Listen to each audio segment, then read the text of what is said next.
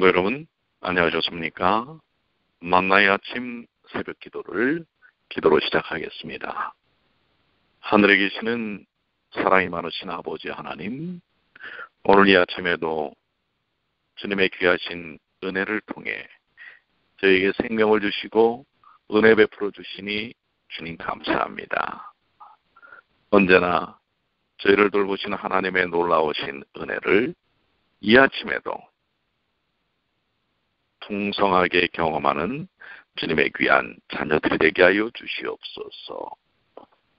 성령의 충만함을 경험하는 귀한 시간 되게 인도하시기만을 우리 주님 예수님의 이름으로 기도드리옵나이다. 아멘. 네, 오늘 우리 함께 나눌 귀한 하나님의 말씀 데살로니가전서 3장 우리 6절부터 10절까지에 있는 말씀입니다. 6절부터 10절까지에 있는 말씀 함께 보도록 하겠습니다. 데살로니가전서 3장 6절부터 10절까지 있는 말씀입니다. 지금은 디모데가 너희에게로부터 와서 너희 믿음과 사랑의 기쁜 소식을 우리에게 전하고 또 너희가 항상 우리를 잘 생각하여 우리가 너희를 간절히 보고자 함과 같이 너희도 우리를 간절히 보고자 한다 하니 이러므로 형제들아 우리가 모든 궁핍과 환난 가운데서 너희 믿음으로 말미암아 너희에게 위로를 받아노라. 그러므로 너희가 주 안에서 굳게 선즉 우리가 이제는 살리라. 우리가 우리 하나님 앞에서 너희를 인하여 모든 기쁨으로 기뻐하니 너희를 위하여 능히 어떠한 감사함으로 하나님께 보답할꼬. 주야로 심히 간구함은 너희 얼굴을 보고 너희 믿음의 부족함을 온전케 하려 함이라. 데살로니가전서 3장 6절부터 10절까지 있는 말씀을 보았는데요. 오늘 짧은 말씀이지만 또 이 말씀 속에서 우리에게 주시는 하나님의 은혜가 무엇인지 함께 피차 나누는 귀한 시간이 되시길 바랍니다. 자, 바울의 염려는 그야말로 염려에 불과하였습니다. 데살로니가 교인들은 믿음과 사랑 가운데 거하고 있었고 또한 항상 바울 일행을 기억하고 간절히 보고자 하였습니다. 그것은 참 어려운 시절 복음 전도를 하는 바울과 바울의 일행에게는 위로가 되었던 말씀입니다. 여기 원문의 말씀 모든 궁핍과라는 말이 우리의 모든 궁핍과로 되어 있습니다. 바울 일행은 그 당시 많은 궁핍과 환난 가운데 처해 있었습니다. 그러나 바울이 위로를 받은 것은 어떤 물질의 공급 때문이 아니라 성도들의 믿음과 사랑의 소식 때문이었습니다. 성도의 믿음의 소식보다 더 기쁘게 하고 위로되는 것은 없습니다. 그렇습니다.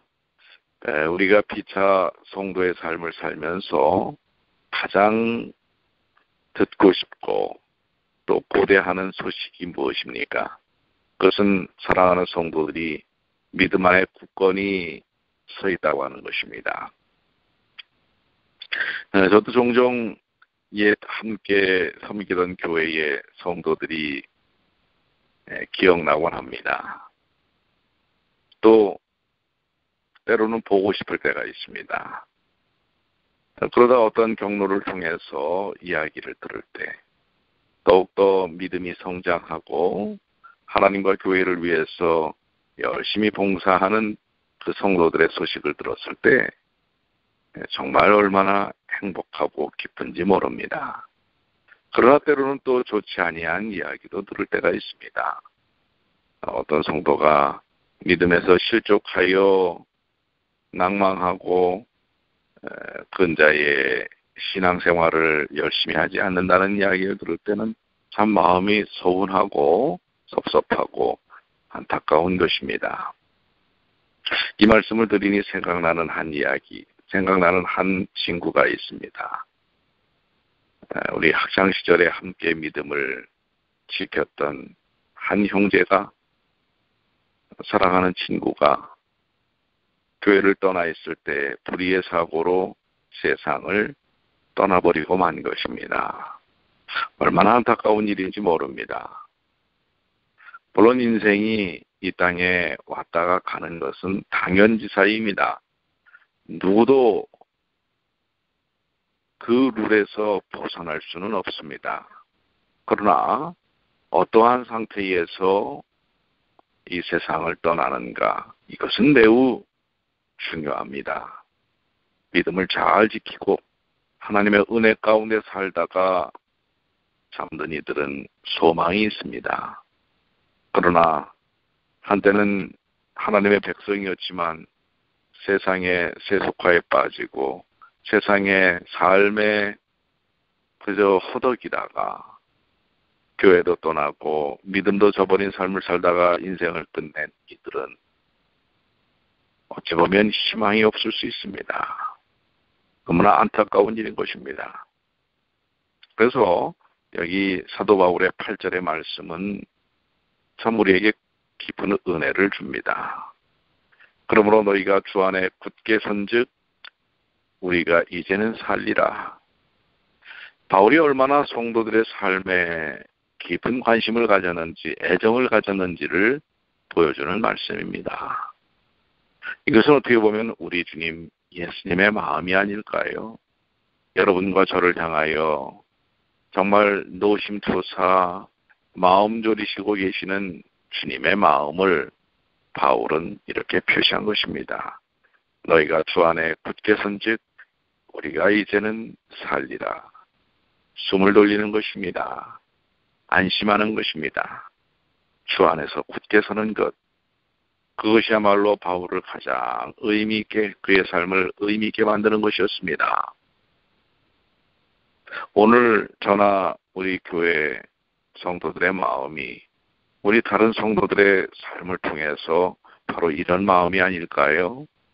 믿음 안에 주 안에서 굳게 서는 것, 그것이 우리 주님의 마음이라는 사실을 다시 한번 이 아침에 우리가 깨달으면 좋겠습니다. 주 안에서 굳게 선즉 오늘 주님 안에서 굳건히 서야 되지 않을까요? 오늘 내가 주님 안에서 굳건히 선다는 것은 무엇을 뜻하고 의미하는가? 우리 각자가 한번 이 시간 묵상해 보시면 어떻겠습니까? 나는 주 안에 서 있나? 내가 오늘 주님 안에 선다는 것은 무엇일까? 어떻게 삶을 통해서 그게 드러날 수 있을까? 한번 이 아침 이 새벽 미명에 해 뜨기 전 이 조용한 시간 주님께 여러분의 마음을 맡기고 어쩌면 어떻게 주님 안에 설 수 있을지 깊이 묵상해 보시면 어떻겠습니까? 9절에 있는 말씀, 우리가 우리 하나님 앞에 너희를 인하여 모든 기쁨으로 기뻐하니 너희를 위하여 능히 어떠한 감사함으로 하나님께 보답할꼬. 하나님의 은혜입니다. 우리가 주님 안에 서는 것은 전적으로 하나님의 은혜입니다. 그렇기 때문에 피차 하나님 안에 서는 성도들의 모습을 통해 하나님께 감사할 수밖에 없다고 하는 것입니다. 오늘 여러분들 인하여 저는 감사합니다. 여러분은 또 누구를 향하여 누구 때문에 하나님께 감사하시겠습니까? 또 무엇 때문에 감사하시겠습니까? 여러분의 재정적인 넉넉함, 삶의 형통함, 그것이 감사할 요건이지만 정말 순결한 감사, 영적인 감사는 나의 사랑하는 가족, 나의 사랑하는 이웃들이, 성도들이 말씀 안에 하나님 앞에 굳건히 서는 것, 그 일을 통하여 얻어지는 기쁨, 그 기쁨을 통해서 하나님께 감사해야 되지 않을까요? 10절에 보면 주야로 심히 간구함은 너희 얼굴을 보고 너희 믿음의 부족함을 온전케 하려 함이라. 중보 기도를 하는 것을 볼 수가 있습니다. 그들을 보기를 원했고, 즉 그만큼 그들과 함께하기를 원하는 사도 바울의 마음입니다. 또한 너희 믿음의 부족함을, 그렇습니다. 우리는 연약한 인생이기 때문에 완전할 수가 없습니다. 연약합니다. 그러나 그 연약함과 부족함을 하나님 안에서 온전케 하려 함이라. 이 일을 위하여 중보기도 하는 바울의 모습입니다. 오늘 우리 주변에도 연약한 가족들, 연약한 성도들, 연약한 믿음의 연약한 이웃들이 있습니다. 그들을 향하여 우리는 어떤 중보의 기도를 해야 할까요? 어떤 마음으로 중보 기도에 임해야 할까요? 상당히 중요한 일이 아니겠습니까? 오늘 이 아침에 육신적인 곤고함, 영적인 연약함, 삶의 무거운 짐과 시름 속에 흔들리는 우리의 이웃들, 우리의 젊은이들을 위해서 여러분들 간절히 중보기도 하시지 않겠습니까? 자, 오늘 주신 말씀들을 여러분들이 다시 한번 어제처럼 제가 한 1분간의 시간을 여러분에게 드리겠습니다. 음악이 나올 동안에 오늘 주신 말씀, 나는 무엇을 통하여 중보기도를 해야 할까? 무엇을 위하여 중보기도를 해야 할까? 내가 정녕 기뻐하는 것은 무엇이며 또 사랑하는 우리 형제와 자매, 이웃 가족들의 믿음을 굳건히 하는 일을 위하여 내가 무엇을 할 수 있을지를 이 시간 깊이 성령께서 터치하시는 터치를 통하여 마음속에 새롭게 깨닫고 결심하는 시간이 되시길 바랍니다. 자, 한 1분 동안 음악을 틀어드릴 테니까요. 자, 여러분들 오늘 주신 말씀들을 깊이 묵상해 보시게 되길 바랍니다.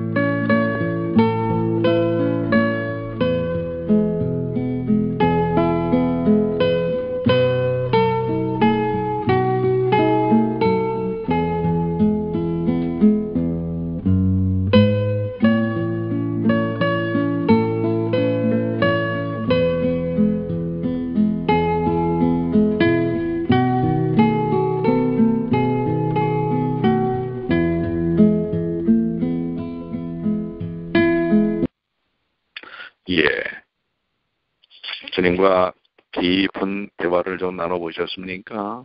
성령께서 오늘 주신 말씀들을 통해서 여러분에게 깨닫게 하신 바들을 마음속에 다시 한번 정리해 보셨습니까? 데살로니가전서 3장 1절부터 10절의 말씀은 다시 한번 정리를 해본다면, 첫째로 신앙생활에는 환난과 시험이 뒤따를 수 있다는 사실을 밝혀놓고 계십니다. 그렇습니다. 믿음의 삶은 때로는 곤고함과 고난이 올 수 있다는 사실을 우리는 인정해야 합니다. 그럴 때 둘째로 우리는 환난 중에서도 믿음에 굳건히 서는 것이 필요합니다. 환난이 올 때 곧 좌절하고 낭망하고 쓰러지고 실패하고 되돌아가 버리는 것이 아니라 하나님께 굳건히 서는 것입니다. 바로 데살로니가 교인들이 환난 가운데서 믿음에 굳게 섰던 것처럼, 그리고 그들이 하나님의 은혜로 믿음에 굳게 섰다는 소식을 통해 바울이 진정한 큰 위로와 기쁨을 얻었던 것처럼, 여러분의 신앙을 통해 우리 주변에 있는 분들이 진정한 기쁨을 얻게 할 수 있었으면 좋겠습니다. 또한 여러분의 봉사를 통해 다른 사람들, 그들이 또한 신앙 안에 굳건히 서는 일들을 통해 여러분들이 기쁨을 얻게 되시기를 바랍니다. 우리는 믿음의 굳셈이 필요하고 특히 환난 가운데서 진정한 영적인 인내가 필요하다는 사실을 다시 한번 마음속에 새겨야 할 것입니다. 셋째로 성도의 믿음의 굳셈을 위해 하나님께서는 영적인 지도자를 세웠을 뿐만 아니라 우리 여러분들을 또한 세우셨다고 하는 사실입니다. 그리고 신이 하나님께서는 우리를 지키시고 도우시고 인도하신다는 사실을 우리는 기억하면서 피차 서로에게 영적인 동반자로서, 지원자로서, 권위자로서, 위로자로 서야 한다고 하는 것입니다. 그리고 매일 서로의 신앙을 위해 격려하고 위로하고 협력하는 아름다운 신앙의 연합이 필요합니다. 많은 사람들은 연합에 대하여 오해를 할 때가 있습니다. 자기중심적이고 인간중심적인 이런 어떤 모임이 연합이라고 착각을 합니다. 그렇지 않습니다. 하나님의 교회와 하나님의 백성의 진정한 의미의 연합은 그리스도 안에서의 연합입니다. 예수님 중심의 연합입니다. 하나님 중심의 연합이요. 그래서 그 주제는 하나님이 되어야 합니다. 인간의 즐거움과 교제적 쾌락이 아니라 바로 하나님 안에서의 영적인 교감과 또한 영적인 터치를 경험하는 것입니다. 그것이 진정한 의미에서의 연합이라는 사실을 우리는 잊어서는 안 됩니다. 아무리 그 모임이 정말 열정적이고 잘 돼도 그 안에 예수님이 계시지 않는다면 그것을 연합이라고 얘기할 수 없는 것입니다. 그것은 세상의 사교 집단도 그렇게 할 수 있습니다.